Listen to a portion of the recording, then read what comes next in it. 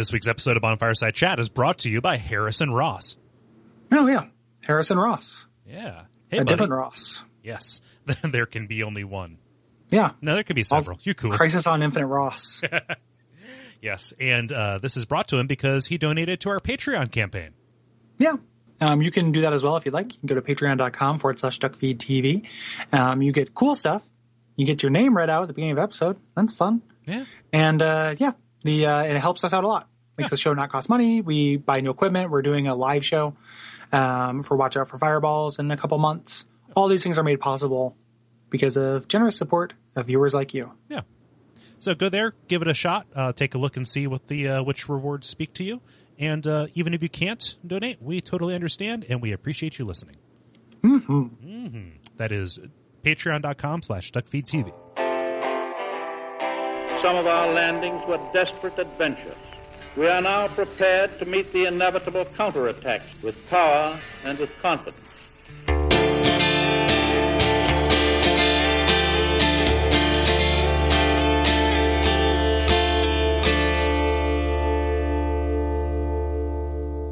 There's good iron in these parts. An old king even used it to build a castle. But the thing was too heavy. It slowly sank into the ground. Fire spouted from the earth, and the place turned into this. At least, that's what I'm told. What a bad story, eh? My name is Gary Butterfield. My name is Kole Ross. I am Bob Mackey. And you're listening to Bonfireside Chat. It is a cursed favorite. Yes, and this week we are talking about Iron Keep and Belfry Soul. And as you heard, we're joined by Bob Mackey of Retronauts and US Gamer. Hey, Bob, thanks for coming back. Thank you for having me back. I love Dark Souls, and I love your podcast. Oh, You will always have a home here, Bob. yes. Anytime we'll make you a copy of the key. We'll hide it in a big dog turd. I need to already put my Bloodborne reservation in. Yeah, yeah, you definitely got that. Well, based on how little we know about Bloodborne, we'll just pencil you in like a placeholder, like the creaking arbitrage or something like that, and then just assume that there's going to be something like that in there. I don't want to be on the Blighttown episode of that, though. Yeah, whatever Blighttown they do. Well, Viv's got that on lock. So Yeah, that'll... Oh, right, yeah. Sorry about that. No, I don't want to tread on that territory. Yeah, I don't even necessarily think that she appreciates it anymore. Like, I just think that it just, wanted to be on the. We joked about it once, and then we went with it because we love our cycles. Yes, we do. On Fireside Chat, we are creatures of habit and tradition. Yeah, but as we mentioned, Bob writes for US Gamer, and he is on the excellent retro games podcast Retronauts, and also writes for Something Awful. Frequently, my favorite front page stuff. Oh, thanks so much. I do try. Mm-hmm. Yeah. And recommend it. And he's been on the show before. Yeah. So you guys are all familiar with him. I've been on all of your shows, I think. Most of them. Yeah. Our flagship shows at the very least. We'll have to get you on an Abject Suffering at some point. Yeah. We'll come up with something. Yeah, I would love that. I actually, that's one of my favorite shows of the week. Yeah. Well, if you have a favorite bad game, let us know. Planning the future. You guys have done a lot of my favorite bad games so far, so I have to look into that. Yeah. It's one of our favorites, too.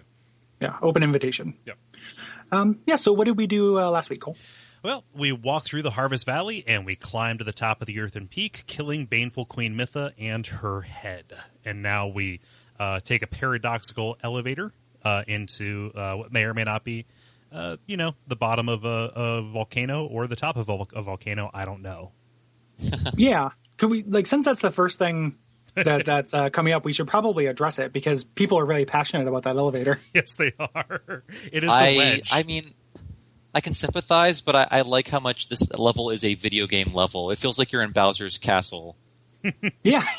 You're just going to see a Mario Kart zip through. Yeah. It's got the turtles and everything, Yeah. And I'll get into it, but the lore feels so separate from the rest of the game. It just feels like it's like a little Twilight Zone episode happening in front of you that is just like a little parable. And I guess there are a lot of little stories like this within the game, but it just feels such a an essential narrative segment of the game, at least. Yeah, and it's definitely like the most apparently it's the most apparent different kingdom. Like you feel like you are apart from Drangleic here. Yeah. Yeah, we had talked about that, like the kind of theme of rulers, not getting what they want or getting what they want too much.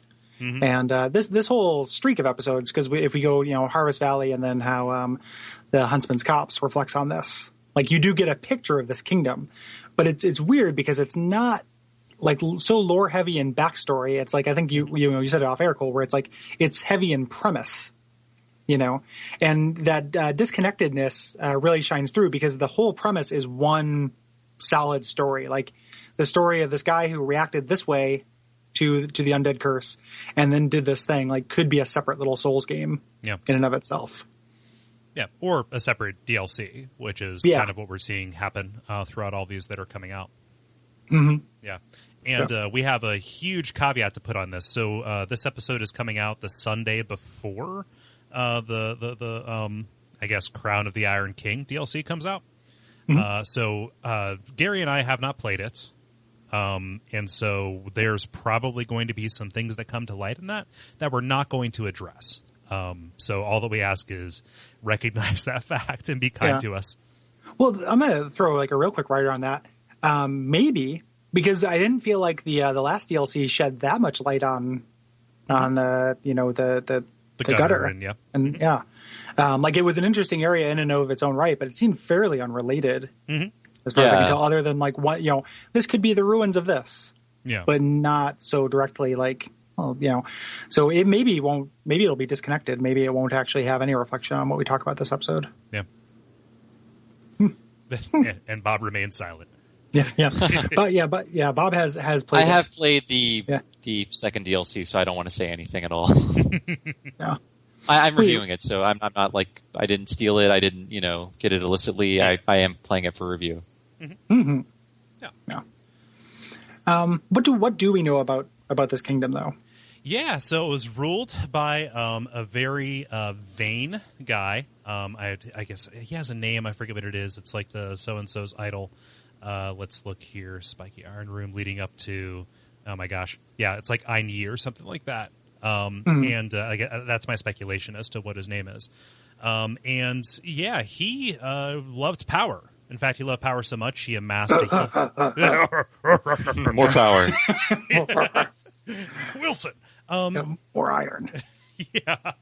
So he was all like, get me all them troops and get me all that armor. And, let me armor my castle. And he armored his castle so much that it sunk deep into the earth or maybe into the mountain that it was on top of, creating a volcano. Again, geography, I'm not sure. And, it sunk and awakened this crazy metal demon that killed him, and his corpse became this vessel for the Icarus Earth, or the Bloody Earth. And, the old Iron King demon is here, kind of swimming around in the lava. Mm-hmm. Yeah. Yeah. And we know, like I said previously, we know that he was, in addition to being vain, was a bit of a sadist. Given that he set up all these kind of torture areas for the undead. Yeah. And he has some kind of, him or his son have some kind of relationship to Mytha. Yeah. And it's a little bit of speculative as to which person the queen is actually the queen to. Right. So I love how this castle is essentially the library on every single college campus. You know that urban legend? They the architects didn't plan for the weight of the books, so it's sinking a foot every year. Oh yeah.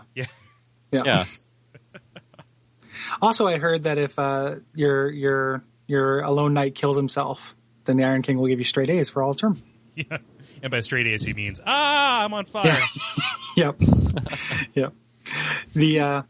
It is super super levelly. Like Bob mentioned that before, but this is like Bowser's Castle. Like it is like a house of fun. Mm-hmm. It is full of trips and traps and cracks and wiggity whacks. It is a goofy area and fire theme. So the lava level. Seems like this guy took the undead curses as an excuse to have fun, just to cut loose and just indulge in all of his horrible fetishes, torture fetishes. And I don't know if that explains the level design of these of the area though. It does feel like Sense Fortress, but there was a purpose. Like why? Sense Fortress was gamey for a reason. Yeah. Mm-hmm. Yeah, I got nothing. I have no idea why. Like the only thing I thought of is that maybe some of the structures that we're walking on seem trappier because they were never meant to be walked on. Yeah. Like we're actually walking through like catwalks and infrastructure, and the actual floor has sunk. Oh, I never thought of that. Yeah. This could just be the very tippy top of a massive castle. Yeah. Right. So like these, trap doors and stuff that he has are actually, I don't know, like rain sluices or something. I don't know. Like, lava levees, like some kind of specific thing that had some other purpose. Yeah. Like when you first breach out into this area, at the front of the keep, you're looking around and you see this whole place is like surrounded by parapets, like walls. This is as though Anor Londo was filled up to the brim with lava, right? Mm-hmm. Yeah, the lava is the floor and also everything else. Yeah. And it's got, it's covered with this like chains and huge plates and statues and stuff. And it's like, is this the most metal the area in Dark Souls? Is this more metal than Demon Ruins? It's pretty metal. I think you could take a screenshot of those front gates and just make it an album cover. Just Megadeth in front of it. Get some gothic font on there, yeah.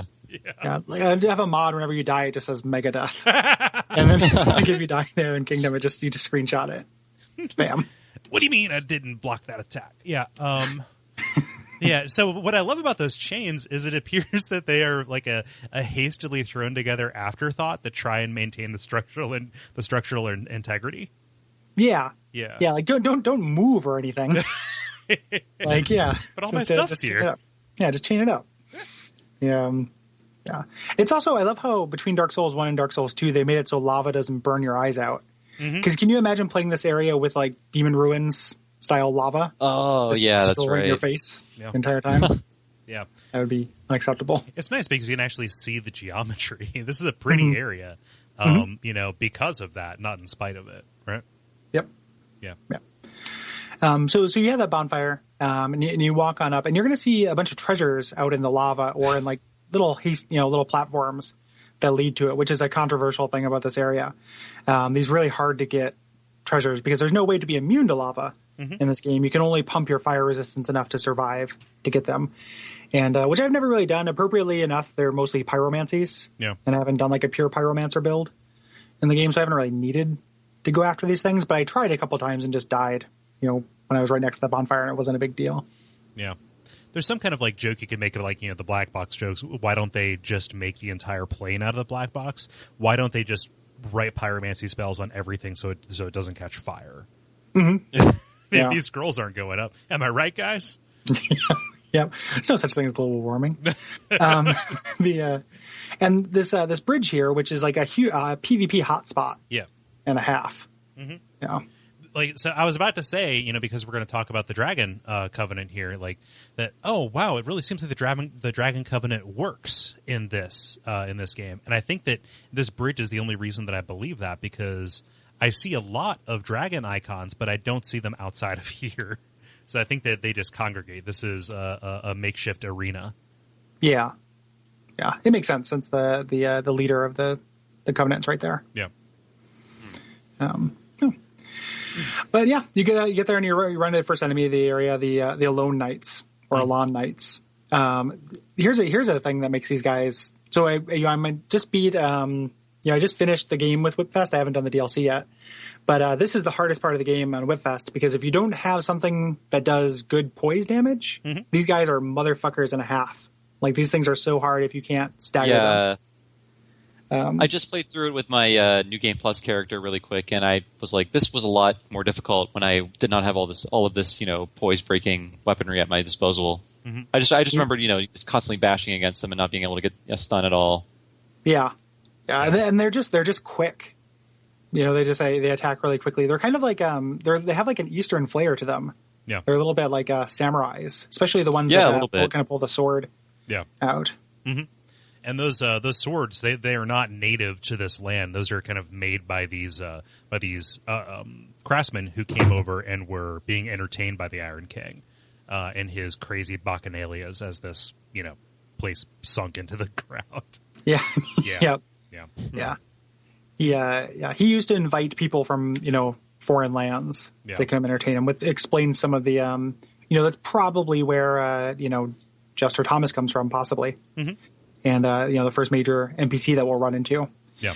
Right here. But, these guys are tricky, and they're positioned. This area has a lot, I thought, in common with the first area, the last DLC, and Shrine of Amana, in that, like, the enemies are positioned to cover each other. Yeah. So you engage one and it's very easy to slip into the aggro radius of the next one and such. So they don't quite chain pull, but they are kind of watching each other's backs. Yeah, and they very quickly switch from katana to their ranged attack. It's more of a factor in the next area, but they definitely feel more strategic than most of the regular like rank and file soldiers you're going to find. Mm-hmm. Yeah. Yeah. Mm-hmm. Yeah, and you are basically being plinked at by archers after you get past an initial part of the stage. There are always archers to worry about. Yeah, it's when I first played through this, I think I sent you a text, Kole, where I was like, "Oh, they mix sends with the archers from Anne Orlando. Fuck you guys, like fuck you, game." Which is what it feels like. And now, like all the areas in Dark Souls, I can get through it pretty consistently. But kind of before you learn the tricks, it's real tough. Yeah, before I learned the tricks of this area, this was the hardest place in the game. I got to it relatively early, but I got so discouraged by it that it ended up being one of the last, great old ones I conquered. Right? Yeah. I think objectively it's one of the hardest areas in the game, which is frustrating because as we'll know in a little bit, like it has the dull ember here. Mm-hmm. So if you want to start fucking around with your equipment in that way, you have to get through this kind of difficulty wall. And there's actually a way to, I mean, this is jumping ahead a little bit, but there's a way to jump to that ember without going through everything. Yeah. It is hard to do, but I've pulled it off. And I've done that for some runs where I don't want to actually be strong enough to take on the Iron Keep. I just want to throw some poison onto my weapon. Yeah. Or something. Yep. At least you don't have to beat the the Flame Lurker to get it. Yeah. You can actually do suicide runs to get there. Yep. Yeah. Man, do you think that those swords came from Hade? I think that there's a really good argument to be made for that because they're lightning swords. Mm-hmm. Yeah, I could see it. I'm just trying desperately to draw connections between these different areas and try and establish some kind of like timetable. I understand that it's futile, but it's at the very least when I'll call them when I see them, right? Yeah, that could be. Yeah, for sure. Yeah. Yeah. So if we go down the right, we run into the only real NPC in this area. Yeah. Magarold or Magerold. How does he say it? You know what? There actually is. I was about to say nobody knows, but he definitely says his name. I say Megrold, but Megrold here, who's kind of an interesting NPC, who I feel like maybe at some point there was more to him than there is now, because he's the what's the name of the guy in Dark Souls 1? Who's the he's like Joy May? He's like a Domhnall of Xena. Yeah. He's like this game's Domhnall. Yeah. Just like a goofy, treasure hunter who just likes oddities and adventures around the land. But he has some like kind of interesting bits that make it seem like hint at he's more than he is. Right. Weirdly on the wiki for Dark Souls 2, they speculate that he is Jester Thomas. I've read that on like a Reddit post or a GameFAQs thing, and there's not very much for that other than that he sells the equipment. Yeah. I missed that conspiracy theory, but I did notice he sold a bunch of Jester stuff today when I was playing through it again. Yeah. Well, I mean, he sells a different set too. So does that make him? Yeah. Is he actually a thief? Yeah. I think that's the other set he sells, or a bandit rather. Mm-hmm. Yeah. I have nipples, Greg. Could you milk me? Yeah. Exactly. Right. Yeah. I do not necessarily buy that he is Jester Thomas. Yeah. But I think it's kind of interesting that he sells the carvings. That he somehow dug those up as well. Yeah, he's been to Lordran. Yeah.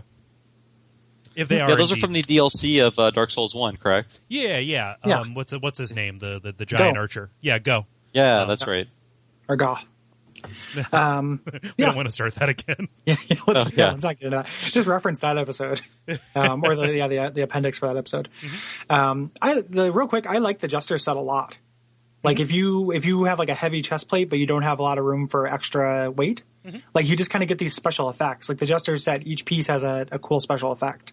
And most characters I have will wear the Jester's tights because you can't see them under a lot of the armor, which is nice because they look ridiculous. But they just give you automatic cat ring without having to take up a ring slot. Yeah. Oh, okay, nice. Yeah, and the helmet protects against critical hits, I think. Oh, which is really good. Or one of the items protects against critical hits. So you can't be riposted or backstabbed. Mm-hmm. It's really cool equipment. Like I like the novelty equipment a lot in this game. Yeah, they really designed some of this with fashion souls in mind. I think. Yep. So the cap raises item discovery, and the robe is what stops critical hits. Yeah. And the gloves increase the number of souls. So like this is all replacing rings. Yeah. If you want, you can just wear this set, and then if you were going to go no armor, it has kind of a high dexterity requirement, I think. Mm-hmm. So to wear these gloves, it takes 14 dexterity. I don't know how that works, but the if you have the build for it, like it's a good way to do a light build, I think. Yeah, that's something we never really addressed, did we? And it was brought up shortly after we started the show, or shortly after the game came out, that passive equipment has dex or has stat requirements. Yeah, and scaling. Yeah. Like we didn't mention that, but that should have been in our 11 key differences episode or what have you. Because I didn't notice it until somebody brought it up because interface. Yeah. I don't think it was really on the top of my mind, and then it just kind of worked its way into my knowledge. Mm-hmm. The weirdest thing about this guy, he gives a really nice little bit of hinting about Benhard. Yeah. He's like, hey, that guy with the sword. There's a lot of legends of fake swords out there. A lot of legendary swords out there. I don't think it's a real sword. I've seen some in my time. Yeah. But we don't know what his connection is to Benhard, and we certainly don't fucking know what his connection is to the Dragon Covenant. Yeah. Other than he's interested in it. Yeah. I can see a petrified Dragon Age being an Iron Dragon Age. Blah. Yeah. The Dragon Age started petrified. I could see that being an object of obsession for somebody, especially if it does have an inherent magic to it. This just kind of feels like, we have to put this covenant on somebody, and maybe it doesn't make sense to hide it behind, to once more hide this behind an optional area. Yeah. It's a consideration in making the covenant work better, I think. Yeah, but it's less satisfying because it definitely feels stapled onto him. I was reading some insane conjecture that was saying that this was actually the dragon that Aldia took the soul from the ancient dragon and put into him, and that's why he likes the egg and he's wandering around. It's just crazy. People are really trying to make this guy fit into shit.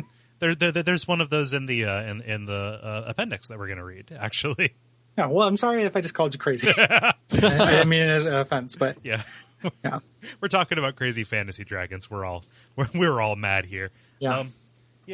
So what do you think, Bob? I mean, do you have any conjecture on? I don't as you guys feel. I feel like there was more to this character before some content was cut, and the Covenant attachment does seem very grafted onto him. We need to put this somewhere. This is the only NPC in the area. Let's just do it. I don't see any real justification for it. Mm-hmm. Mm-hmm. Yeah, he's one of the few merchants who doesn't go back to Majula, too. Yeah, that's true. So there's something keeping him on the sinking ship. Yeah, he's just hanging out in the place that's going to sink into the lava. Yeah. Eventually. Well, he's playing on the Titanic. It's a hard decision, deciding how you'll die. Yeah, I guess that's true. He wants control over his own fate. Yeah. He's like a Walter White in that respect. Yeah. He wants a peaceful lava death. Yeah. The kinds from the end of Resident Evil 5. It's even better than drowning. Drowning in lava is even more peaceful than drowning in water. Yeah, you get time to give a thumbs up. Yeah. Yeah. You have to at this point. I mean, yeah. I like to think that if I were to drown in lava, first of all, the series of life decisions I had to make for me to drown in lava, I don't know what they'd be, but I like to think I had the presence of mind to give a thumbs up instead of just screaming out "mom" and recanting my atheism, which is probably what would happen. But I would like to think that I could give a thumbs up. So just because it'd be cool. Yeah. Yeah. Man, and here's the point where I will point out that you would actually catch fire and die well before you touch the lava. Oh, yeah. For sure. I think you'd stop breathing before you hit the lava, right? Yeah. The part of the reason why the end of Resident Evil 5 was so fucking stupid. Yeah, and most video games ever, including this one. Yeah. I think lava is literally being splashed on Chris, and he's like, "Ugh, yeah, it's kind of hot." Oh, I need to eat this herb, and that'll cure these third-degree burns. My bones are showing, but yeah, 5th degree. Herb, yeah, 5th-degree burns. It's when you can going see down to my marrow. Yeah. It just immediately goes down to my soul is being exposed by this fire. This is a frustrating NPC who I just he is as frustrating to me as Carhillion of the Fold, but I like him more. I like his voice acting more and stuff. So he gets a pass because he seems like a good dude. Yeah. But he's also, there's just not that much to him. Creighton. Creighton's the ladder guy, right? No, Gilligan. Oh, Gilligan. Sorry, Gilligan. Like he's like Gilligan in that he seems just to be in it for the money, but he's more. I don't know. He just seems more down to earth about it. Yeah. Yeah. He's incredibly affable, and he doesn't have those, hints of like losing his purpose. In fact, the only time he shows any kind of like mental unsoundness is if he sees that you have the egg and you don't give it to him. He kind of freaks out. Like, goes, no. Then think about it again. Like, it's almost like a hostage negotiation or something like that. He wants that egg. God damn it. He never attacks you or anything like that. Right. Although, how cool would that be? That would be cool. Like if he gets the egg from you, and then when you die and come back, he just runs the covenant. Yeah. Like he has the egg now, and he doesn't need to kill you. Yeah. Yeah. So you're kind of going through this first area. There's a giant bull. Like a bull is the symbol of this king. His symbol of power that breathes fire. That has an interesting item under it. The iron key, and which unlocks a door way back in the second episode of the show, or third episode, in the Forest of Fallen Giants outside the Last Giants room. Yeah. Leads to the bottom of the salamander pit, which I've read this before, and I think somebody in our responses said this, but I buy it, is that this area was not originally supposed to be here and was supposed to be under the Forest of Fallen Giants. Yeah, it seems to be very like a really weird connection there between the key and where it actually fits. Yeah. And you think about those salamanders that are on the fire floor of the Forest of Fallen Giants, like, they crawled up from the Iron Keep that is sunk below the ground, and then this other kingdom, like 100 years later, just built a kingdom on top of it. Yeah. That makes tons of sense to me. And I think that at some point that was probably in the cards. As it stands, the only sensible connection between the two is that, the fort, where Drangleic made its last stand against the Giants was once held by Elan, and that's the only reason why the key is still here. Yeah, because there are turtle knights. Yeah. There. And those are Elan's turtle knights. Yeah. Or you could, draw the connection that like, it did once belong to them, but Vendrick called in aid from Elan and the Turtle Knights, or somehow figured out how to, through Aldea again, and Aldea did it, actually make these because they're just armors that have been enchanted with souls. Right. And that kind of like, creating golems and creating constructs is a theme in the game, and that's something that Vendrick figured out how to do. Yeah. So he could literally just be animating, because I think that the ones that are in the Forest of Fallen Giants are rusted and old, and these ones are shiny and new. Correct me if I'm wrong. Right. You're correct. Yeah. In fact, the like when you equip that armor, they have vastly different stats. Yeah. And durabilities and such. Yeah. Yeah. So, at some point the Turtle Knights were there. Maybe he just raised them. Maybe Elan never held that fort. Maybe, those were just forces that Vendrick raised. Yeah. And he raised them because they were there, because originally it was underground.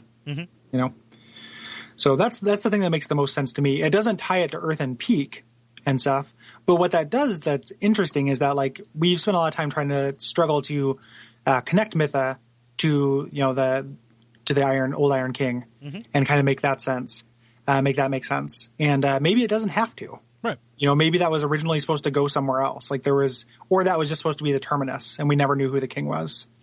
And this was originally somewhere else. So that kind of like, who is she the queen of? Is it the Iron King? Is it the prince, Prince Aiken, or what have you? Yeah. Who knows? Maybe it wasn't either. And it's crazy too, because somehow this feels like the longest strut of the. I think it's because it's the the game. hardest strut. Yeah. Yeah. Well, I guess actually, it probably is the longest because it also it's 3 areas long, and the middle of the Brightstone Saldora thing is the Doors of Pharos, which you can just waltz through. Yeah. So this is 3 full areas. Yeah. Yeah. Yeah. I have no idea, but these bowls. So what's crazy about this? You can grab that key.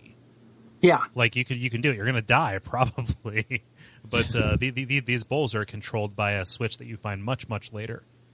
Yeah. Well, you can also up above, like there's a little stairway that leads to, again, just video gamey secret rooms and stuff that has some water pots, and that's a gimmick of this level where if you roll through these water pots, it boosts your fire resistance, and you can do that and grab the key and survive pretty easily. I don't think there are any hints as to the effect of that water, like no NPC dialogue, anything like that. Nope. Yeah. We didn't have to it figure totally it out. eluded me until someone, until I read it on a wiki or something like that. Same here. Between the poison goo from last episode and and this right here, like this whole fluid system is not talked about that much. even though it is totally a thing. This whole fluid system. By which I mean the notion of like there is goo that can be applied to your body that has an effect. Outside of, I think, like the most obvious example would be the oil in the wharf, right? Oh yeah, Right. Yeah. Yeah. But Yeah, there's the more of idea- a real world connection there, where it's like if I douse myself in water and then walk into hot coals, I'm not going to be feeling pretty awesome about myself for the next 30 seconds. Yeah. Like I think that, or are you saying, Kole, that like this game has a thing where you can kind of have these states where you can be soaked in stuff. Yeah. That's You what know, I- where you, That's That what is, that's what I am inelegantly saying. Yes. Yeah. I don't know if I said it any more elegantly. Like you get soaked in stuff. You get all doused and stuff. So what you're saying is you get soaked in stuff? And that stuff does shit. What? Yeah. Come on, Bob. This is fun. We're doing voices. Getting drenched. So this next area is huge, and we're just going to kind of hit some points of it rather than just kind of go step by step, because it really is like a fun house with sniper spots and tricks and traps, as opposed to like just kind of a linear line with set pieces. It kind of bleeds in. Yeah. So Yeah, little bit on the non-linear side, and some corners are more eventful than others. Like, as you're going along these narrow pathways, you go back to the left, and there's really just a dude who's covering some, just recovery items. yeah, just guarding that stuff for some reason. So gamey. Like this area is super gamey. Like it doesn't even seem like in the Forest of Fallen Giants, like they looked like dead soldiers that were waking up as you approach them, to kind of fight you. And these guys are literally just guarding to keep you out. Yeah. They have archers poised and aiming at places where you will be. It's like super, super gamey. They account for that in the fiction, though, like for why they've never given up or why they seem to be so steadfast. Like the Elan Knights are known for their loyalty, right? Mm. Yeah, and they're still like, loyal to King Monster. Yeah. Kind of like when a Mega Man boss is just waiting for you to show up in a room. Yeah. He'd be going through that pattern even if you weren't there, but Crash Man is known for his loyalty. If you read the armor description on Crash Man. he is made of iron. Yep. Yeah. His music's pretty good, too. Yeah, Crash Man's great. Oh, really good. It's always Not bad. Right, it's always right there. Yeah. This Jamar toy piano does me good. Yep. Yeah. There's this big drawbridge, too, that spans the entire middle of the area. Yeah. And you can kind of, on the left side of this, you can kind of lower that and make it a little bit easier.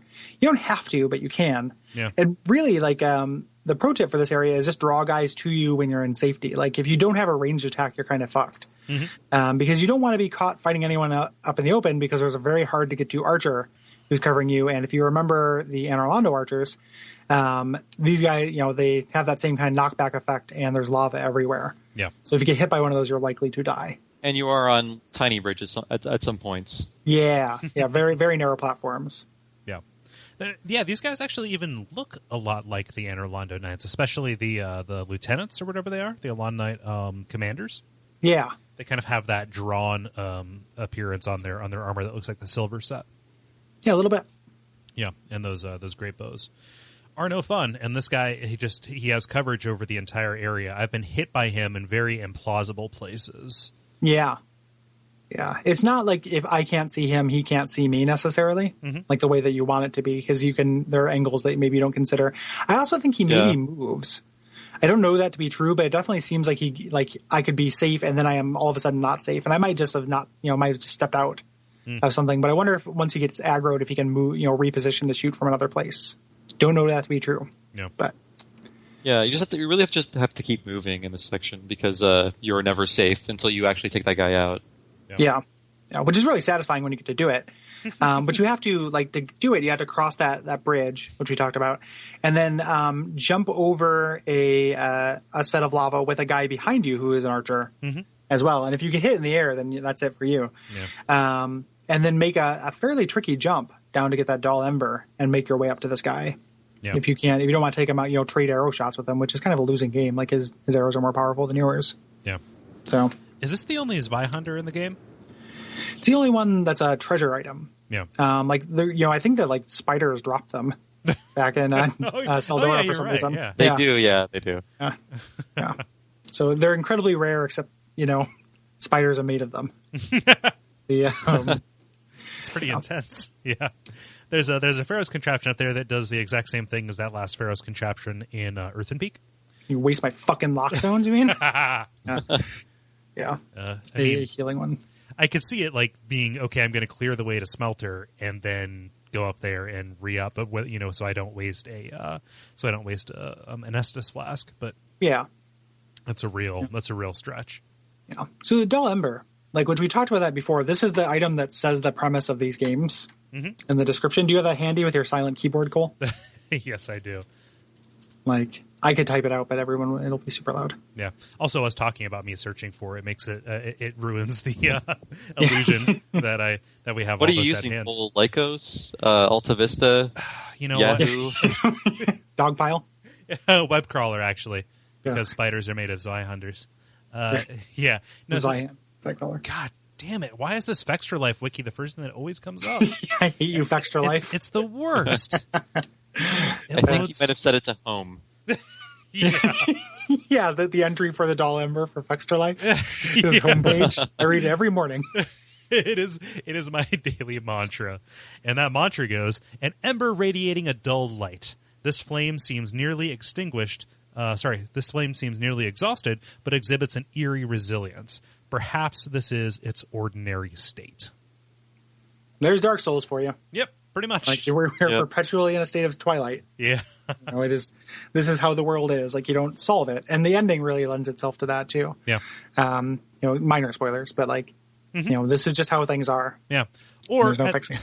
Or because of the rule of conservation of drama, it's only interesting when we are wavering on the edge of lit and not lit. Yeah. Yeah. So both the Age of Dark and the Age of Light are boring. It's the transitional period that we want. I have no idea why this is here, other than that, it's just ember fire. Yeah. Kind of thing. Like it doesn't have any more lore significance than that, kind of thematic significance. It might be why WoF always does RPGs in the summer. Is like, oh, we had this exact same item in, Stonefang Tunnel in Demon's Souls, so let's put it in the crazy lava place too. Yeah. Yeah, maybe. I could see that being just kind of like sense. a notion of symmetry. Oh, like tradition. Yeah, that and this is far enough in, and for as long as we've been talking about this game, and for as far into it as we are, this is really only like the 2/3 mark. Yeah. Right. So this is about the time when it would make sense to start being able to chop and screw your weapons, right? Yeah. Yeah. Even though I often want to do it sooner. Oh, for sure. But yeah.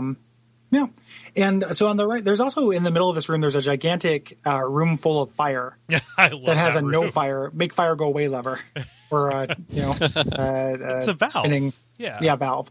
Yeah. Which I have no idea what this room of fire is supposed to do. It's but a furnace. It's like it's like a smelter almost. Oh, ooh. Yeah, it very well could be a smelter. Yeah. And I love how there are items in there, but it's all stuff that would logically or realistically not have burnt up. So the petrified dragon bone and Titanite. Yeah. Yeah. Yeah. Just forged. But you can go this way if you're a pussy. But instead, you should go fight this optional boss. Yeah, God. He was super hard. The smelter demon.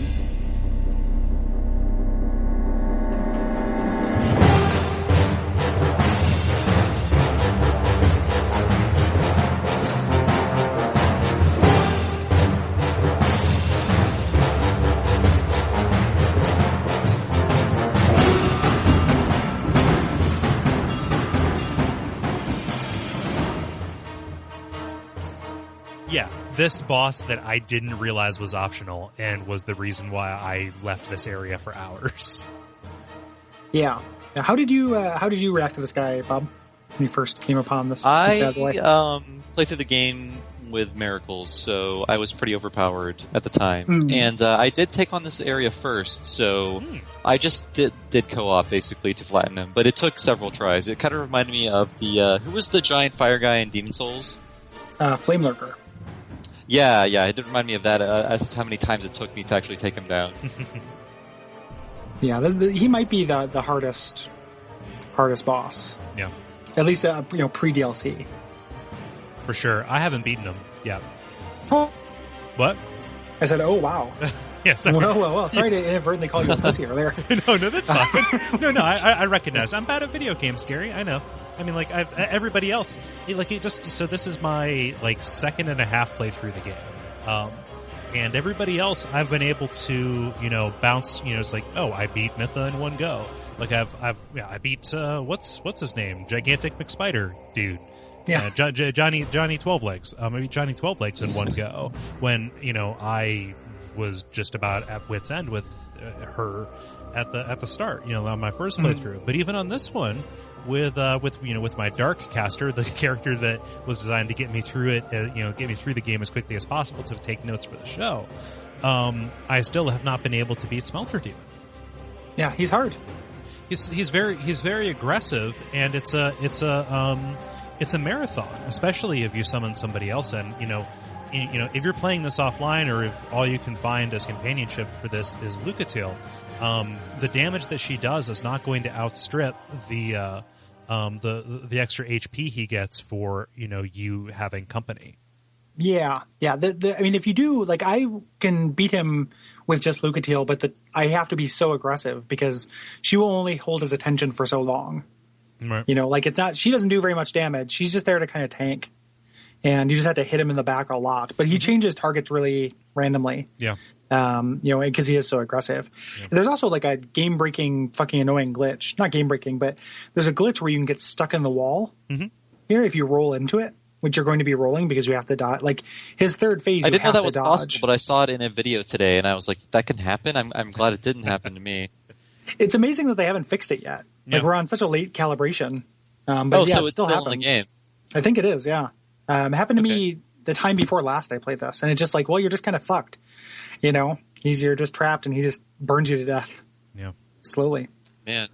Yeah, I don't know. Bob, when you say you summoned, did you get like actual human help for this, or was it just? Oh yeah, they were humans. Like I think you guys actually play by yourself a lot. I hardly ever do when I'm fighting bosses. That's my I'm not good with the bosses, so I usually have at least one co-op human in the game with me at any time.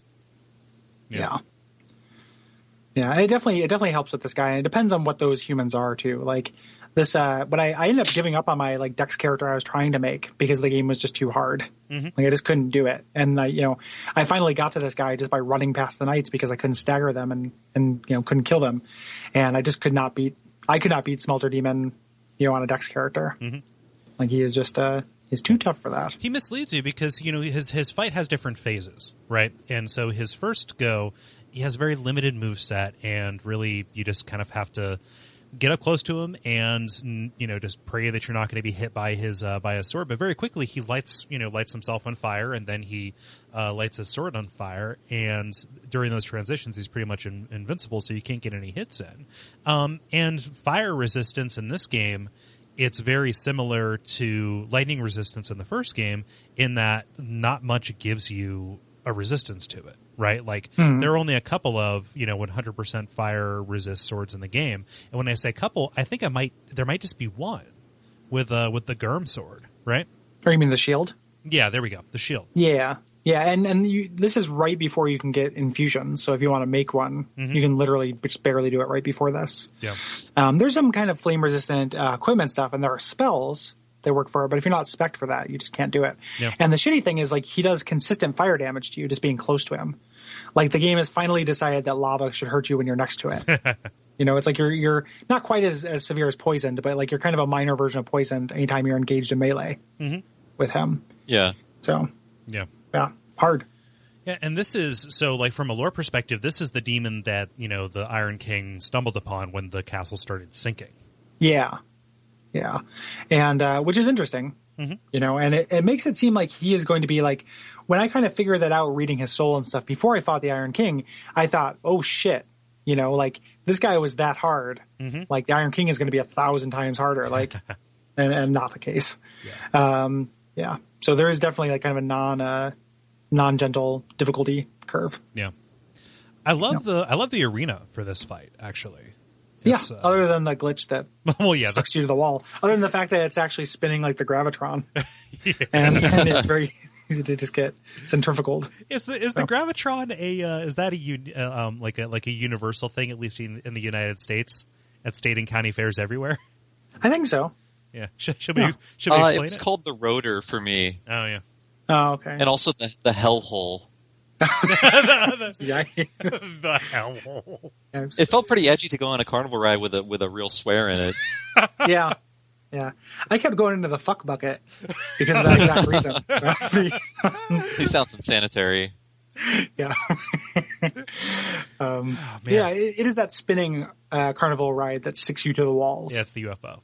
Yeah, it's the thing that like I could do when I was younger, and now you couldn't pay me $1 million to do it. Yeah. Because I know it would instantly make you Even getting on a swing is like, how did I ever do this? Yeah.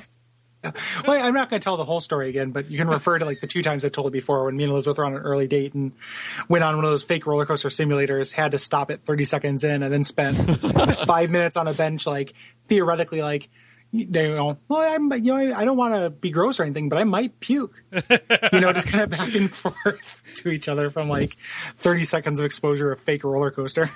Wow. It's what you do. You spew. She sticks around. It was meant to be. Yeah, it was meant to be. Yeah, I did puke too. I puked on the way back in the car. Good story. Yeah. So you want to beat this guy if you can, because you get access to a really convenient bonfire after him, and also a really fun little Easter egg, because if you go back to his arena, an old friend is there, the Pursuer. Yeah, you have to fight the he's Pursuer back. again. Yeah. So because I've never beat this boss, I thought that was a New Game Plus detail, so I left it out of the notes. Yeah. No, he shows up in any new game. Nice. Yeah. And he's fun to fight in this kind of different arena. If you relied on using the ballistas before, you can't do that again.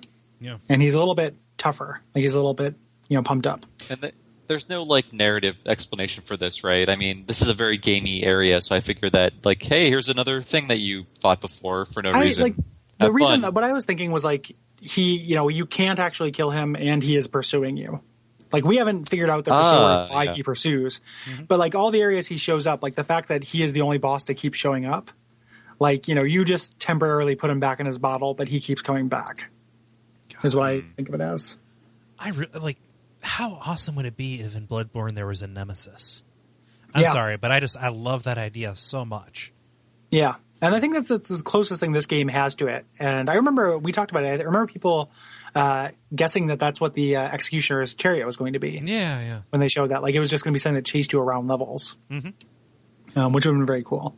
Yeah. So the Pursuer does not come back anytime in New Game Plus, does he? He does. Yes. Oh, he does? Okay, I wasn't sure. Yeah. I've not got too far in New Game Plus because I am a coward. It's awesome. Like it's a really cool twist on it. Yeah. Okay, So. great. Yeah, I'm kind of like out of the loop in New Game Plus stuff at this point. Yeah. It's hard. Like it is a really hard encounter. Yeah. So after you fight him, you make your way into the you also get the Epic Name Bro shield, the porcine shield. Oh yeah. Here, Oh, which yeah. that's was made for him. His symbol is a pig. But you get to this bridge where they introduce the Ironclad Turtle Knights. And one of them is keeping you busy while the other one bashes a hole in the floor to stop you from getting through. Yeah. Which is cool. But you can just run through. I love you can jump. I love their concept. Oh, we can't jump, so if we dismantle this bridge, he will obviously just fall to his death. Yeah, they don't know what jumping is. Yeah. I was playing it today and I noticed that like occasionally they will just hit the bottom once and it won't break, but they won't actually follow up with a second attack to break it. I don't know what's up with that. Yeah, just like that's enough. You Don't need a bother. break. Yeah. Yeah. Yeah. I always feel uncomfortable after they pound the floor and it's all deformed walking over it, because what if it just breaks? Yeah. Yeah, that would be a cool Yeah, detail. I had that. I was jumping over it a lot, and then I was like, I'll just test this out, and it was fine. So I'm like, oh, I guess it was never a threat. So.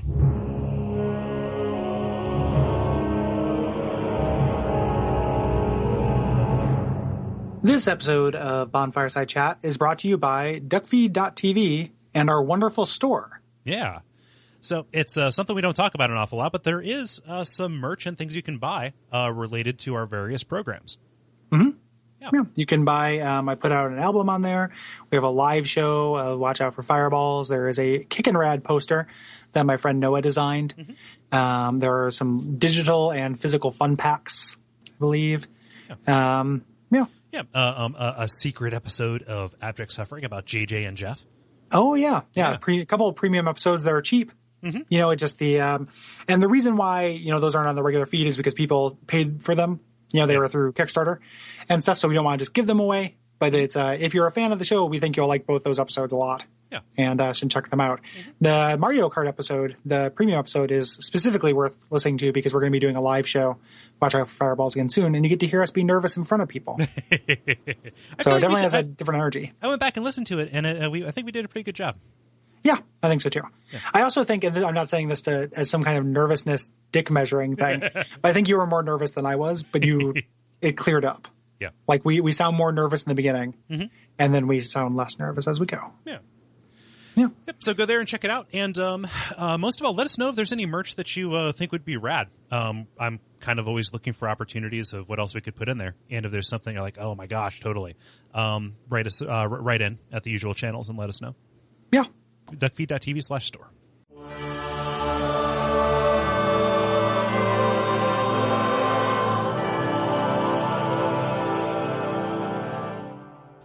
So you get to this area, this little landing, and we're going to make a brief detour because if you go left through a Pharaoh store, you can get to the tiniest area of the game, like the tiniest, one of the tiniest areas. Shrine of Winter.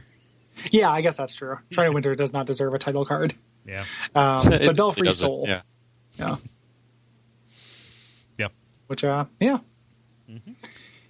Yeah, so go ahead. Sorry. I was just going to say, I said there's only one NPC here, but I forgot about the little guardian dwarf guy. Yeah, but he doesn't reveal a whole lot. And anything that he would have revealed, it was all dummied out. It was taken out. Yeah. Yep.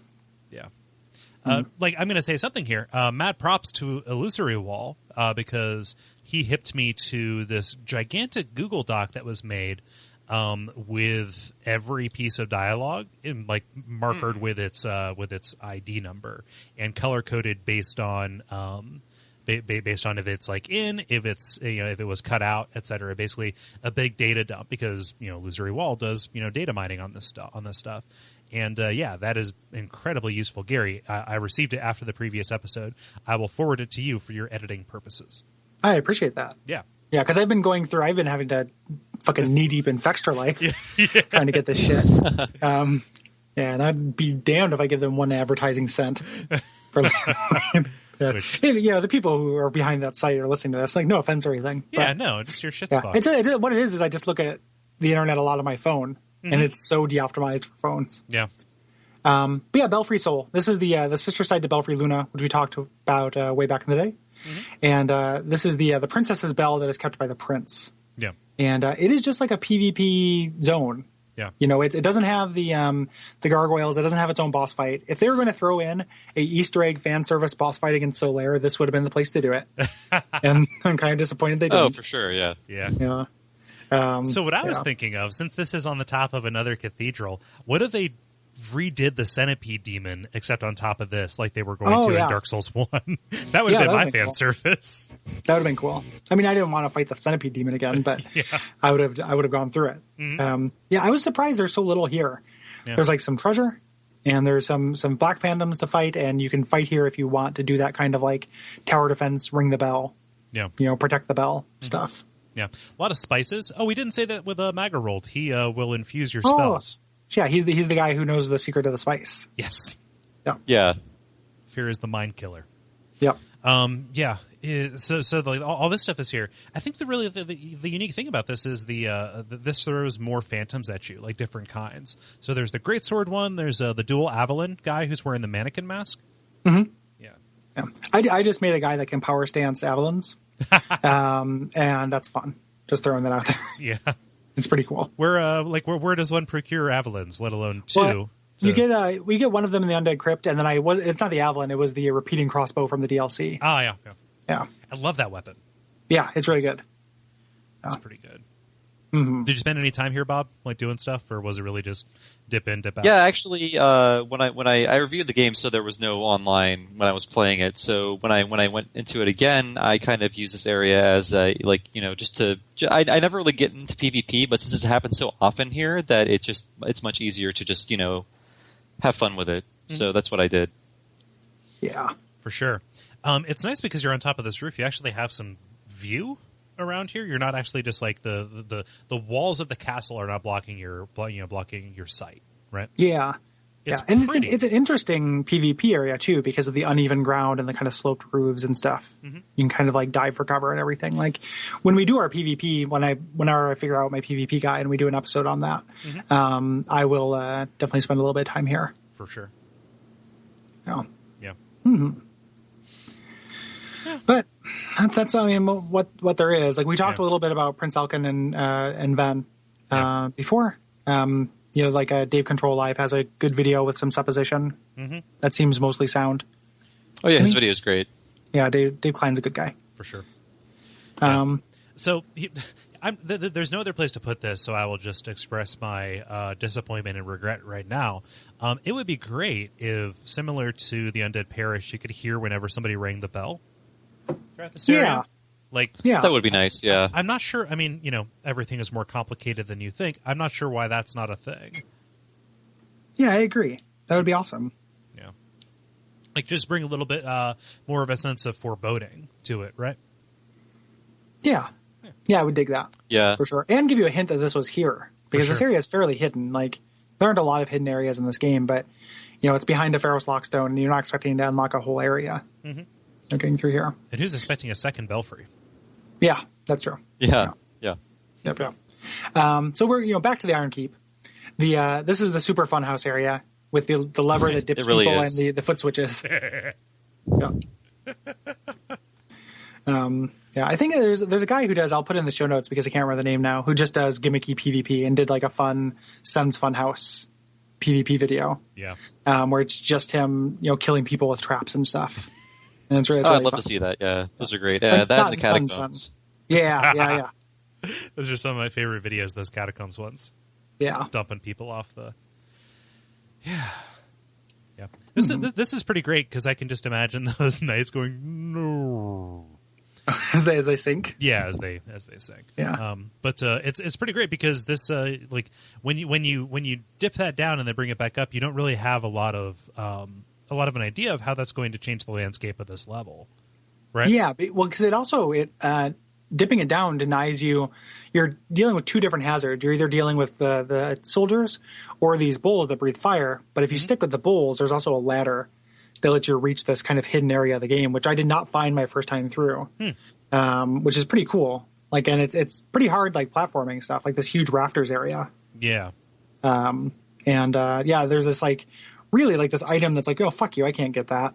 You go up there, that's on the edge of a big pot of molten lava. Uh-huh. That's the covetous gold serpent ring. Yeah. Yeah. Mm-hmm.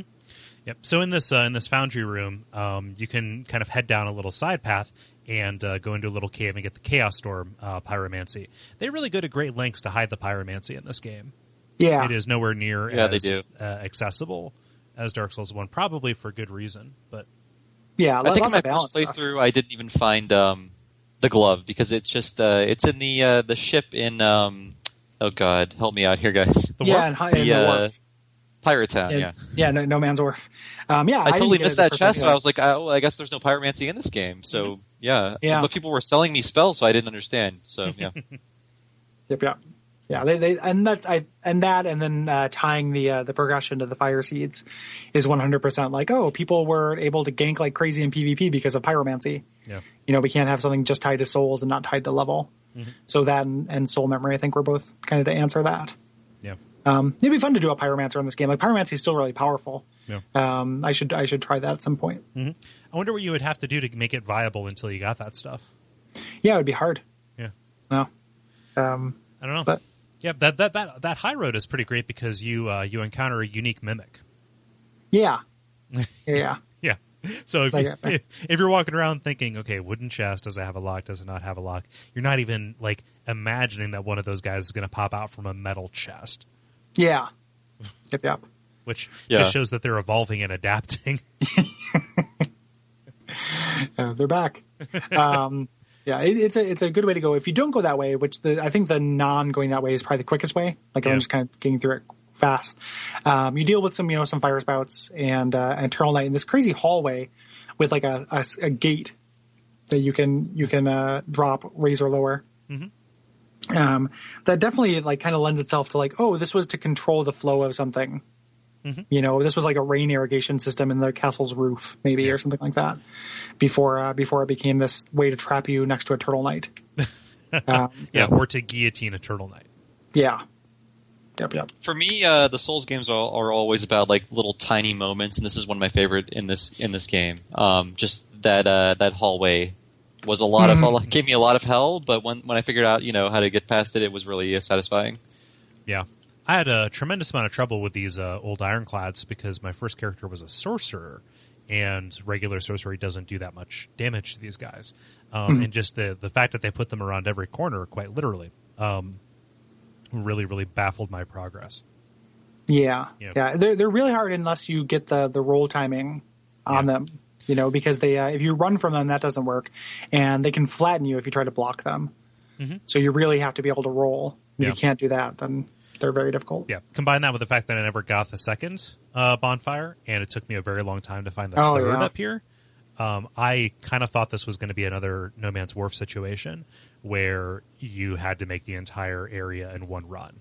Yeah, which would be way worse than No Man's Wharf because of this. These enemies are just so much tougher. Right. And No Man's Wharf is tough. At the level appropriate. So yeah, this is definitely a highlight of difficulty in the game. Yeah. You get past this area, you end up in this room full of spikes.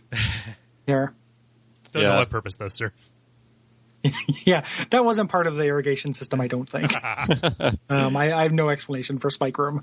Yeah, it's like Bowser's Castle again, just a trap room basically. Yeah. Yep. I love timing my rolls through this though. Oh, through the fire? Yeah. Yeah, that's very satisfying. And it's fun for PvP, like tricking people to go in there the few times I've done a little bit of it. And you can also trick the ironclads into it. Yeah. And they have surprisingly low fire resistance for where they've chosen to live. But you can turn off those things by going up this ladder to Eigol's Idol, is the bonfire who we think is the king. And you should do this because this area is one of the coolest. Like you're in the head of the giant bull statue. Yeah. Looking out of its eye holes. Yeah. Out onto this like smaller kind of like, guardhouse or whatever this next area is. And it looks really cool. Like this is just a cool area. Yeah, you're up in big techs. Yeah. Yeah, exactly. Do you guys feel that the fire off switch is a little bit too easy for Dark Souls though? It just feels like it eliminates so many of your problems that it might be too much of a break. There's no real downside to throwing it.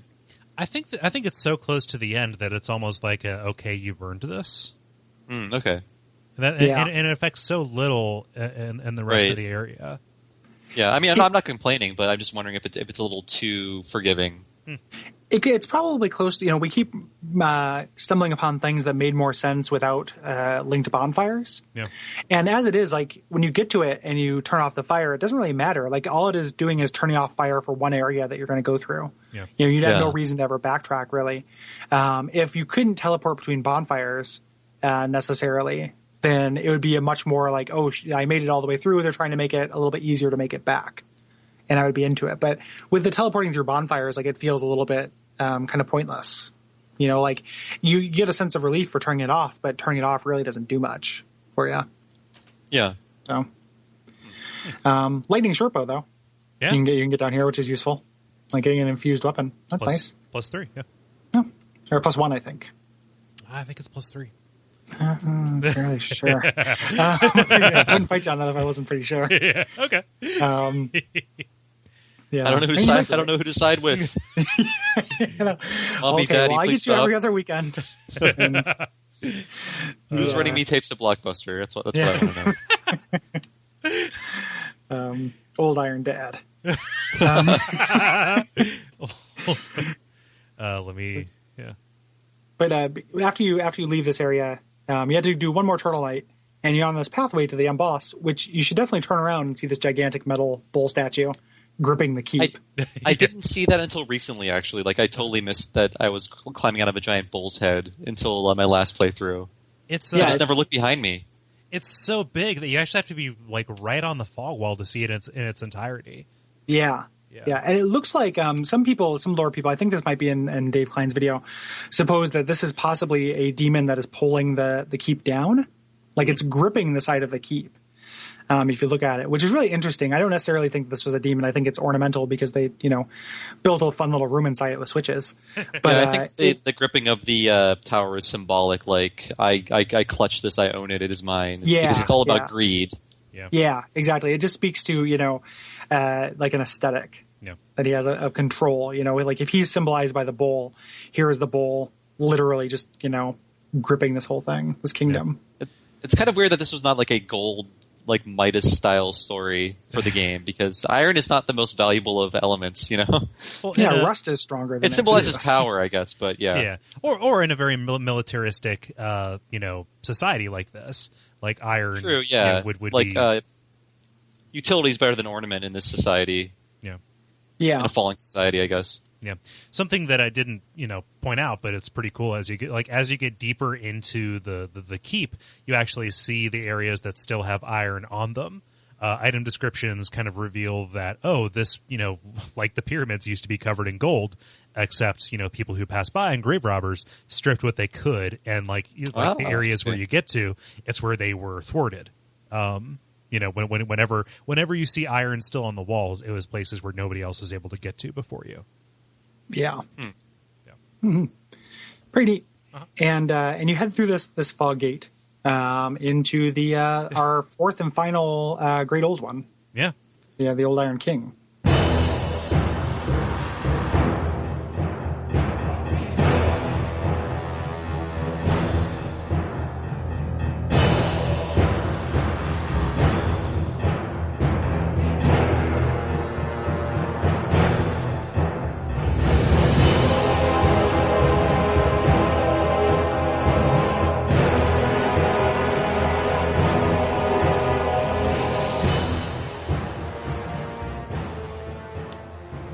He is basically the devil. Yeah. El Diablo. Yeah. Yep. I like him. He's the mascot for Dungeon Keeper. Like he's just coming up and shooting you with in-app purchases and stuff. Yeah. I have to say he's the least imaginative of the Dark Souls 2 bosses, I think, but I like how just goofy it is to fight the devil, a giant devil in lava. He's a ball. Like I said, I like this level because of how gamey and ridiculous it is, not for any significant dramatic reasons. Yeah. He does look like the Balrog, for sure. And he might be the biggest enemy that you fight because you only see a very small portion of him. He's kind of like ceaseless in that way. Yeah, you're just fighting him chest deep. Mm-hmm. So how deep is that lava? Like if this is going up to his nipple, more or less, like that's pretty cool. And also how not viscous is that lava that he can swim around in it like it's water. Yeah, it's very hot. Yeah. And Yeah. This platform is your worst enemy. Yeah, what he is like the concept behind this boss is that he is a big set piece boss that controls large areas of a map that is incomplete, like a play area that is hazardous and incomplete. So, avoiding it, he telegraphs his attacks from a mile away, but you are limited in your, you have to be very mindful of what you do to get out of the way. Mm-hmm. And that's kind of the concept, which I really like. Like, I like this boss fight a lot, even though I think it is kind of a pushover. Mm-hmm. It's satisfying when you master it, Yeah, like locking onto him will obscure a lot of the geometry around you, which can kill you because there are little holes you can fall into. So I like that. Like he has a lot of tells. He's like a punch-out kind of boss in a way. But you can die in really stupid ways in this level. I'm sorry, in this boss fight. Yeah. And I can count probably the times I've died to his laser attack on one hand. That is the worst of his attacks. I there's no way around that for me. I just always get hit by it. Yeah. Mm. The flame breath always, if something gets me, it's usually the flame breath or the double fist like firestorm thing he does. Oh yeah.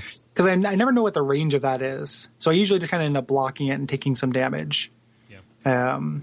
But over to the right, there's a little corner that you can hide behind that'll obscure some of the flame breath. But the problem is he is smart enough to reposition. Yeah, and that's where he likes to shoot his laser palm. Yeah. At. Yeah, and It's more he's handy really- in co-op when you can have people distracting him if Yeah. you need to heal Oh, if yeah. you're the only living player. Yeah, he gives a lot of time to heal because he's so slow Yeah. between doing things. Like if you survive an attack, you can heal up to full if you have the stuff. Usually, it's like a choice between attacking him. He has surprisingly few hit points too. Like even on like a low, even whip fast, like it was not hard to get him down. I was expecting, since he's essentially just a gigantic, Iron Satan, for him to be a little bit hardier than he is. Yeah. He's not that hardy.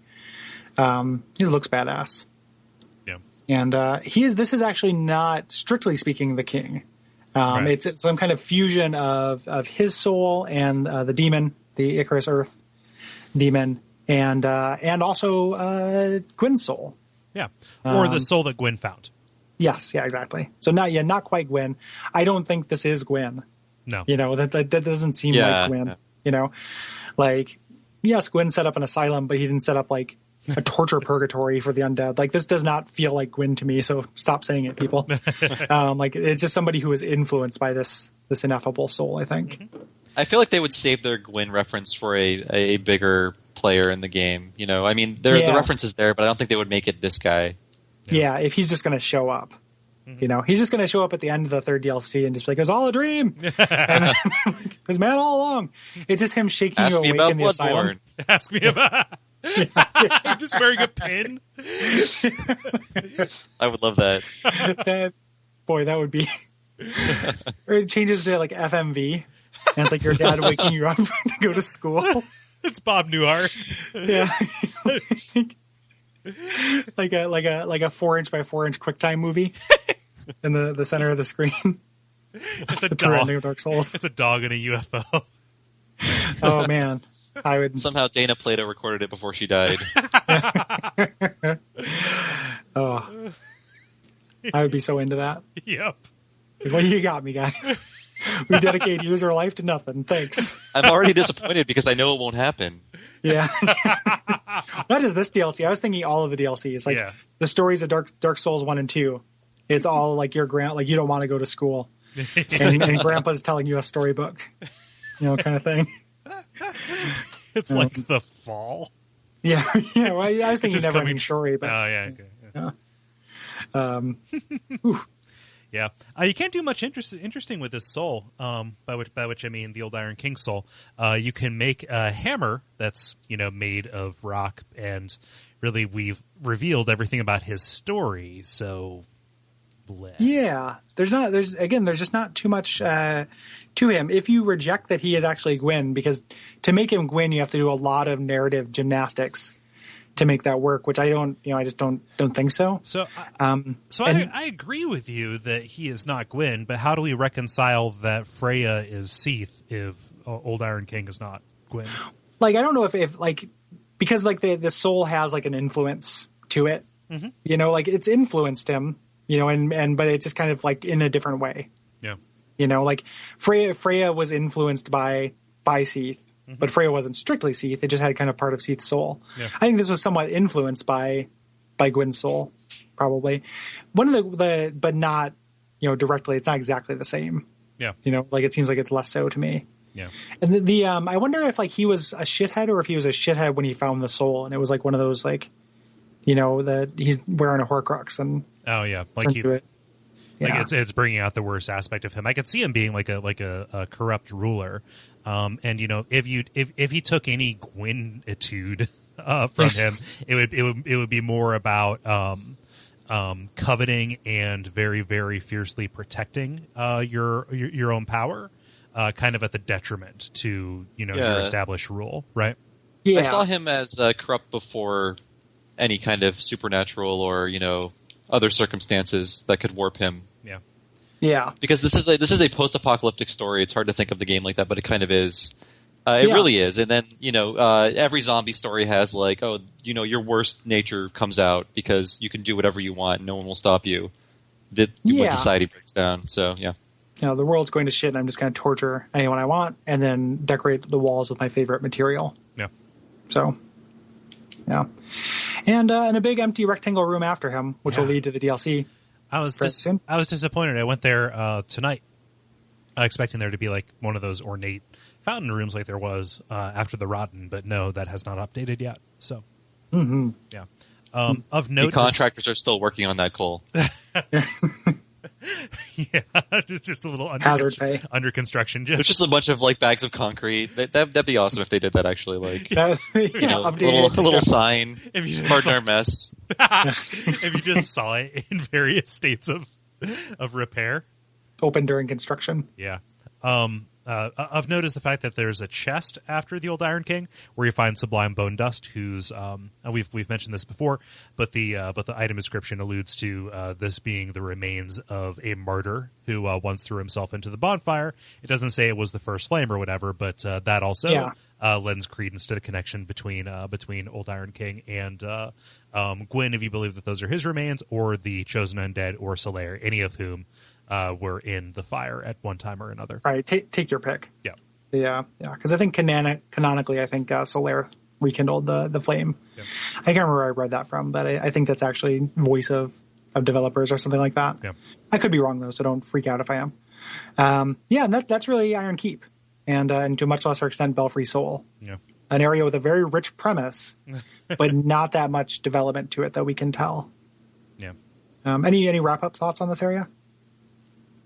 Like I said, I like it because it is like Bowser's Castle. I wish it was more devious. I wish it was more in the line of Sens. I feel like there weren't enough traps, there weren't enough surprises, and it's really too right to kind of hide anything in. But I enjoyed it. I liked the hallway with the Turtle Knights in it. I thought that was one of the more interesting moments of the game. Sort of like, what do I do here? Like, this seems impossible. There's a way to do this. It was just like constant, trial and effort, hypothesizing, scientific method stuff. So that's when I enjoy Souls, those tiny moments.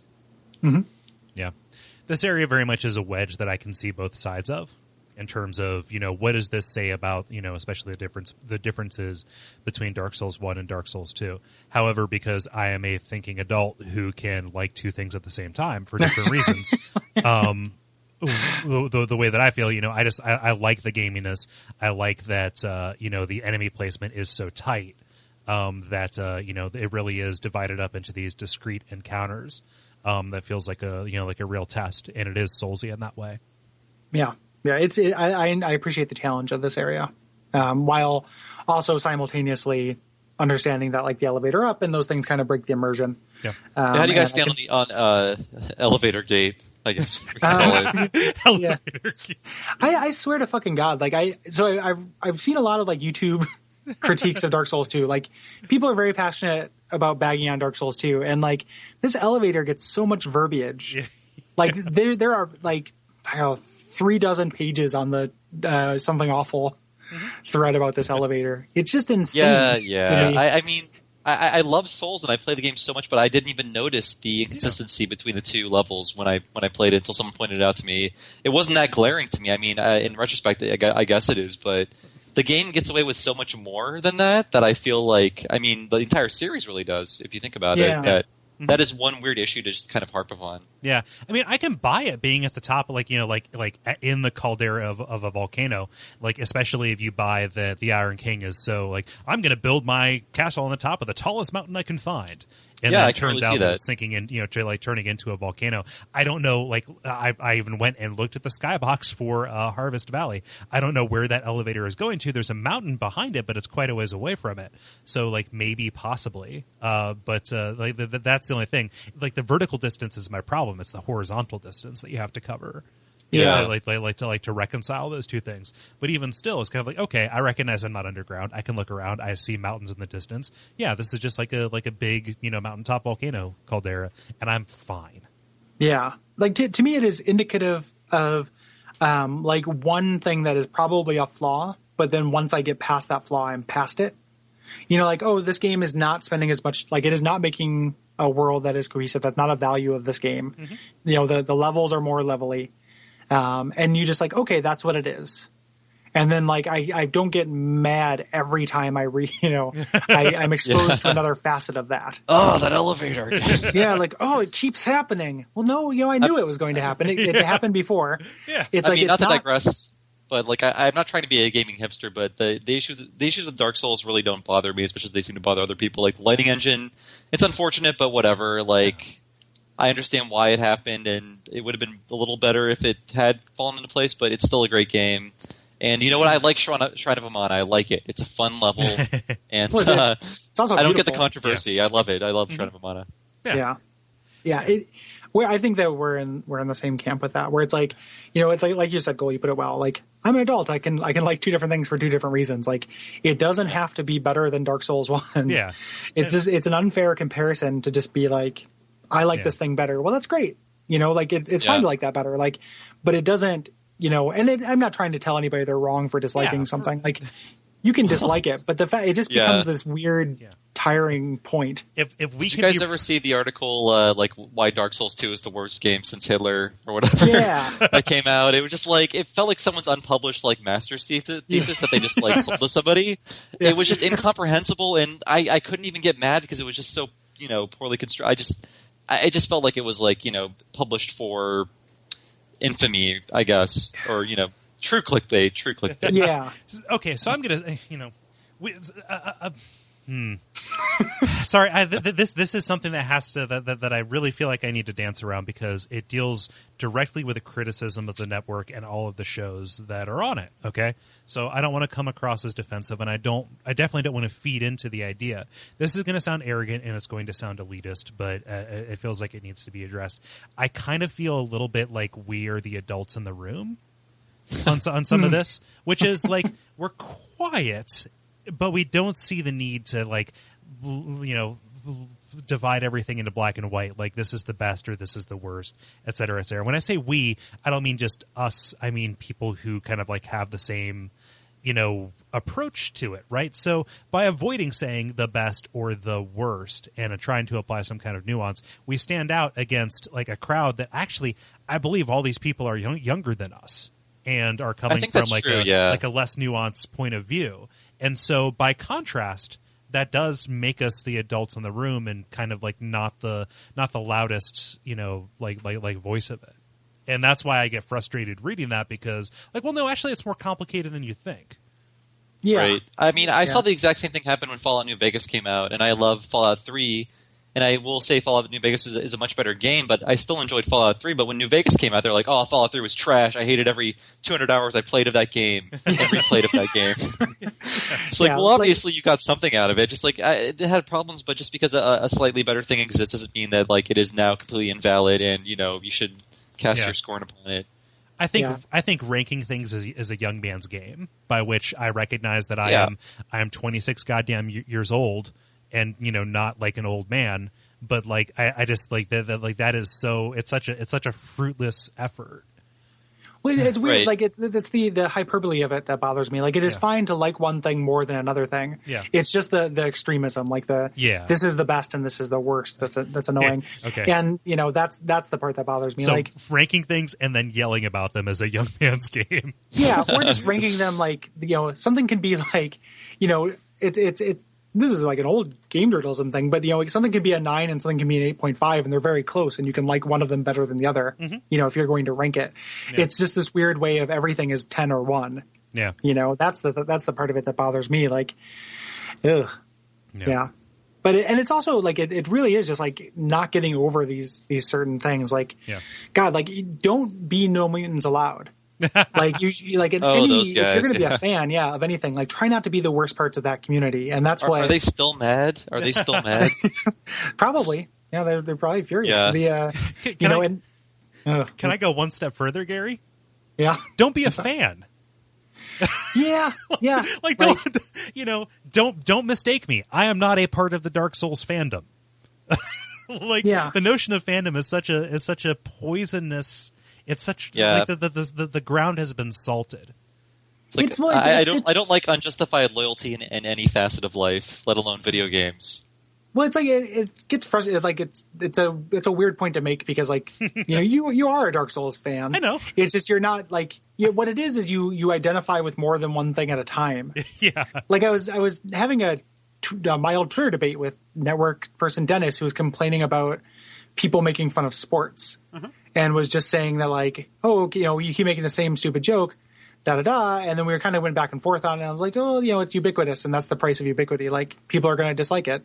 You know, your sports are still winning. But he was just saying, like, you know, you would agree that it's not the kind of thing to define yourself by. And I'm like, yeah, you know what it is that, like, these gaming shitheads, define themselves by one thing. Whereas in real life, it is better to be a complex person who understands the measure of, like, I really love the Souls games. I really fucking love these games. Like, we, you know, have committed however many hours to them. I really love them. I'm also, like, just a person that likes other things and, you know, goes to school and goes to work and meets people and talks to things. And I'm just, you know, try to be a complete person. Yeah. But Gary, You know? complexity. Don't attach your ego to one thing and just write it out for the rest of your life. Complexity doesn't sell. It's not marketable. How can you have a brand if it's not? Man. Yeah, like that's the thing that's like, well, I mean, you it's funny you bring that up because I've thought about that before. Like, oh, you know, if that is more marketable, like being this thing guy, like that is what people want because it's easy to understand. But, you know, I resist any effort to categorize anyone more or less. Like, you know, no one should just be one thing. Which is why it's fucking intolerable that people do that to themselves. Yeah, exactly. And that's what I say. That's what I mean when I say I'm not a fan. Somebody who proudly identifies as a gamer, I can't stand that. This is like, no. Listen, I'm a full-time gamer, part-time anime fan, and I can't stand and listen to this. Like, and I love fucking video games. Yeah. I spend so much time on them. Like, but it just, I'm just at first and foremost, I am Gary. I'm complicated, damn it. Yeah. And a distant second are all the things I like. Yeah. You know? So I'm curious as to whether or not you keep this in, Gary, because it feels incredibly pertinent, especially about this divisive area, right? Oh yeah. But and then I was thinking, how many of our listeners are we going to alienate with this kind of navel gazing kind of thing? But I think that I think that people are waiting to hear this. Well, I mean, maybe I'm not going to throw us a parade or anything like that. I don't think we're going to alienate anyone. Yeah. Like, this isn't that revolutionary. I just think that we probably attract people who are, you know, have the same mindset. Yeah. So. If not, you know, you probably already skipped to the end of the episode. Yeah. I'll keep it in. This is a short episode. Fuck it. I do whatever I want. Duckfeed's bad boy. I'm proudly pro elevator. Yeah, that elevator rules, guys. Yeah, we're going up. Yeah, exactly. That's our going up on the Magma Mansion elevator. Living it up while we're going up. Come on. Yeah. That might be the longest wrap up we've ever done. That's a long wrap up. So many soapboxes were distributed. Yeah. I will own that, you guys. I will own that. What are we doing next time, Kole? Well, what are we going to rant about next time? We're going to rant about Drangleic Castle, and also I guess the Shrine of Winter, maybe. But since we have all four of the Great Old One Souls, why not? Yeah, we're heading into Drangleic, which will be a cool episode. Yeah. Not totally sure who's going to be joining us. I have a couple hooks out in the ocean, to use a fish metaphor, and so we will see. But we will be joined by somebody great. Just you wait. And how can people find you, Bob? Oh, I'm at Bob Servo on Twitter, BOBSERVO. I also am the senior writer for US Gamer. That's usgamer.net, and I am a writer for Something Awful. Been doing that for a long ass time, so please go to Something Awful. And I think that's about it for me. And go find that guy who archived all the old Retronauts. Yeah. Oh yeah. I almost forgot. I host a podcast called called Retronauts. For God's sakes, I've been off for a few weeks, so forgive me for forgetting. But go to retronauts.com. Classic gaming podcast. We're on hiatus for a little bit. But if you like Gary and Kole stuff, it could be presumptuous of me to say this, but you might like us. Yeah. Yeah, I think so. And I think Gary's been on a few, and I think Cole's been on at least one episode. So yeah. Yeah. Good places to start, but they're all good places to start. It's similar to Watch Out for Fireballs, where if you find a game that you're interested in or a subject you're interested in, that's where to start. Yep. So cherry pick the stuff you already like, and then use it as a way to discover new stuff you didn't know you liked. Yeah, exactly. No, highly recommended. And as far as we go, you can, as we mentioned at the top of the show, you go to patreon.com/Duckfeed.tv. If you want to support us financially. If you want to just get in touch and carry on the conversation, you can go to Duckfeed.tv /contact. or find us on Facebook at facebook.com/bonfireside chat. Yeah. If we fucked anything up this week, use that contact page to send us in follow-up, and we will correct ourselves because, we pride ourselves. Yeah. So that how mad possible. are you about the elevator thing? Or about our elevator thing? Yeah. So if you want to tell us to go fuck Send ourselves me your because of death that. threats. I need some news this month. I've only gotten one so far, and the box is a little empty. You've gotten an honest-to-God death threat? Yeah, that was insane.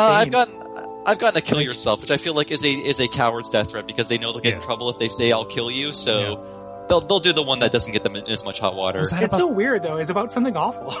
Was it? it's about your goofy something awful, article. I think it's secretly because I give an anime game a bad review, and you never want to do that if you're a public figure. Yeah. Oh, Yeah. man. I don't like anime, guys. Tell me to kill myself. I can count the number of animes I like on one hand. So Yeah.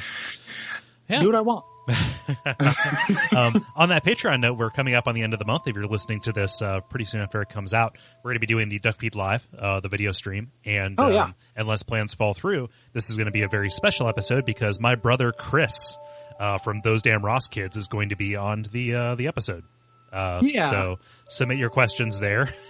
Yeah, if you don't know why that's great, just find any of those damn Ross Kids and listen to it. Like just any sample, I feel like will get across why their dynamic is something I'm looking forward to sitting through. Like I'm seriously considering like not doing anything and just kind of like eating popcorn, like doing that's something awful emote that's like just the sitting and watching, and then just with your dead eyes staring out into the distance.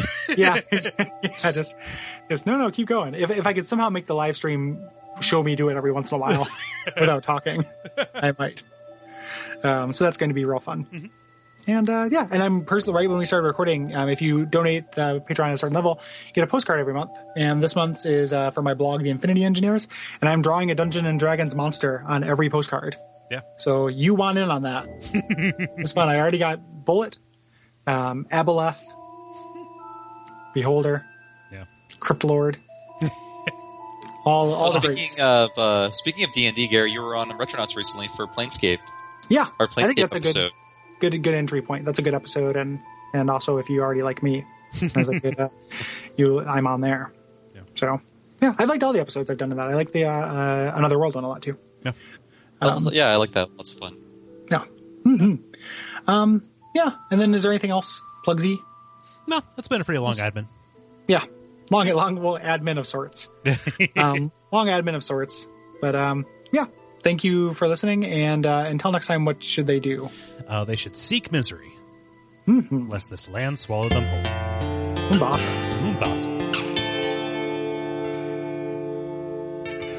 And we all pray that we will have far more soon